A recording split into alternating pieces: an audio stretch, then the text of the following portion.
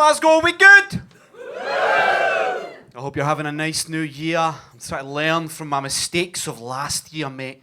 I told my 11-year-old nephew last year I would go and watch him play football every single week.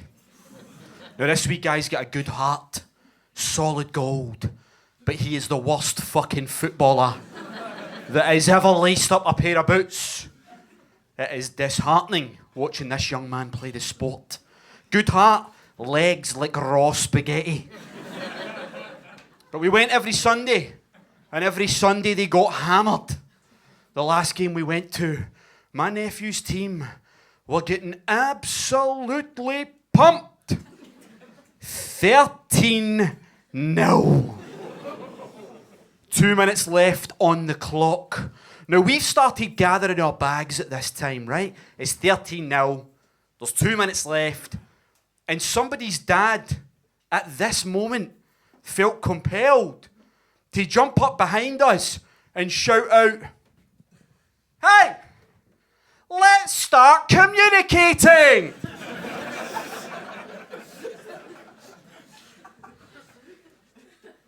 That's too little too late, isn't it? We never knew if he was shouting at the game or if his wife had just fucking left him through the car park. Nephew's seen that joke, doesn't love it. Doesn't love it. But he's thick-skinned because we're from Glasgow, right? You need to be tough, am I right? People take the piss all the time. That's why I like doing stand-up comedy, because I can stand here and I can tell you about the trauma that I had to endure when I was a wee guy. And I can try my best to make it funny for your entertainment.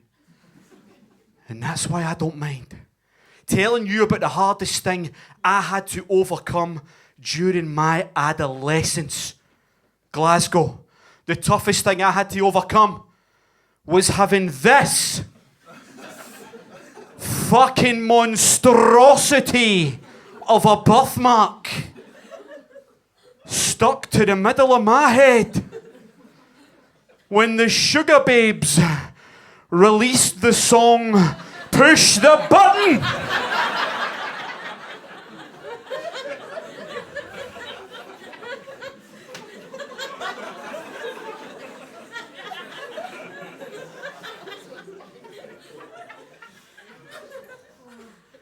There was not a forehead in Glasgow that was fucking slapped as much as this in 2005.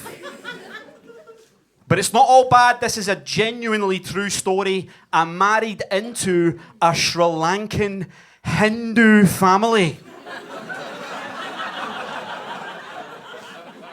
With this. Every Diwali, I just fucking moonwalk in. Eating lamb samosas, living my best life.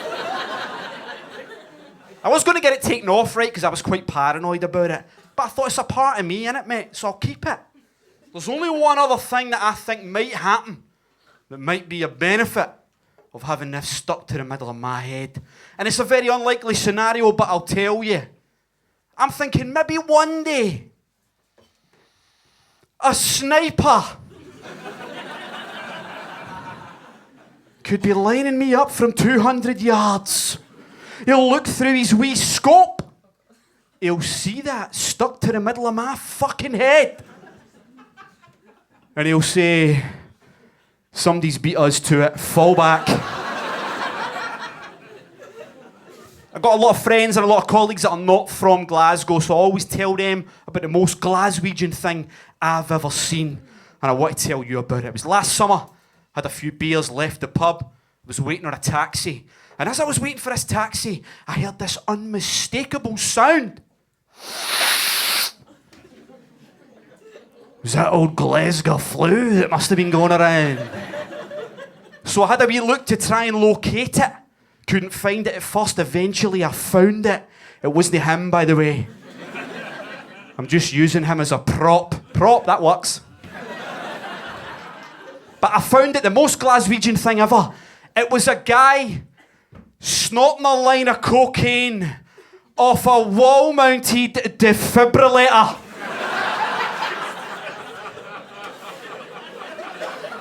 The fucking irony. I'll leave you on this, guys. Serious story I told you about my wife. We're having a really hard time.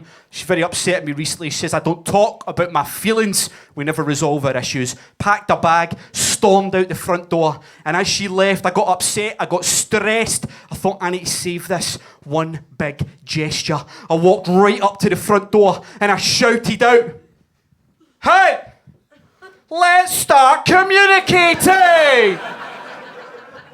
I've been Craig Scott. You've been sublime. Thanks very much. Cheers.